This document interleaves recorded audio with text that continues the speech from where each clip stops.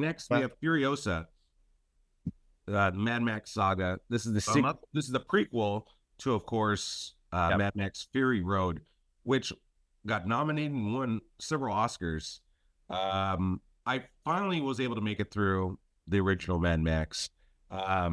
Pete, do you want to start on this one? I'll start with this one because you have a very select group of people, and when I say select, I don't mean like a minor amount of people. I'm talking about a large group of people that really love this Mad Max group, just in the same vein of like the Fast and the Furious. You have a specific group of people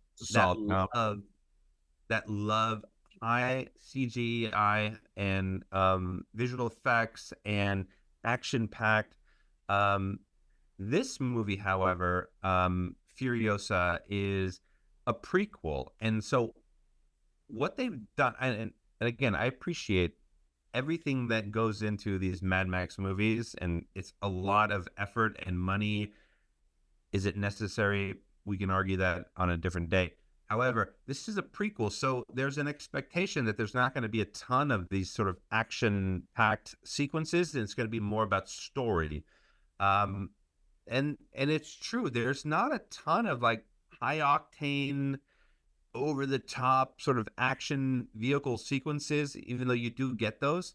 But there's you do get a sense of why they told the Mad Max story in the first place. Like, you get it. And people are going to love this film if you love these types of movies. This movie was highly ranked. It's highly ranked, and this movie was not for me. But that doesn't mean that you're not going to go out and enjoy it. I just didn't understand the need for this film. Well, I didn't think that. I mean, the main character, Furiosa, I mean, the main girl that we all wanted to see doesn't even come in until, like, I don't know, 60% into the movie. And then even when she's there, she's not even talking. And then I really wasn't impressed with Hemsworth's character at all, even though he's brilliant and I love him and he's gorgeous. But I don't know. They never People really are gonna love this film, but it just wasn't for me. But that doesn't mean anything.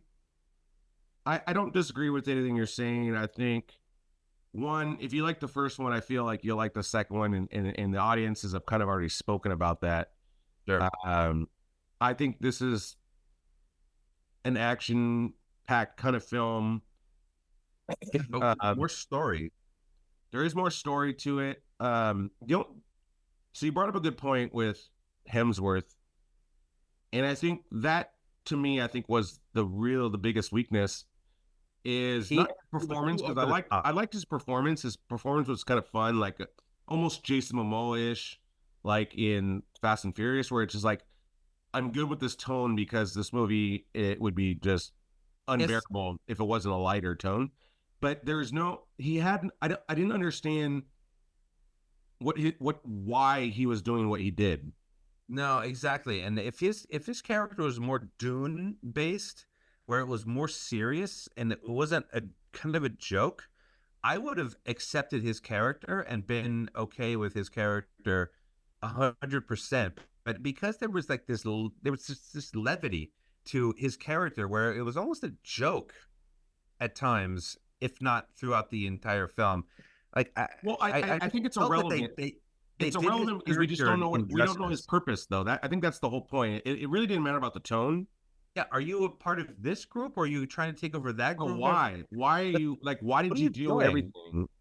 And why are you taking all these people hostage? Like, I don't understand. But because the other part too, he says at one point, he's like, "If you behave, I'll behave," and then he doesn't behave first, and it's like, he never behaves. Then it's like, then why did you do that?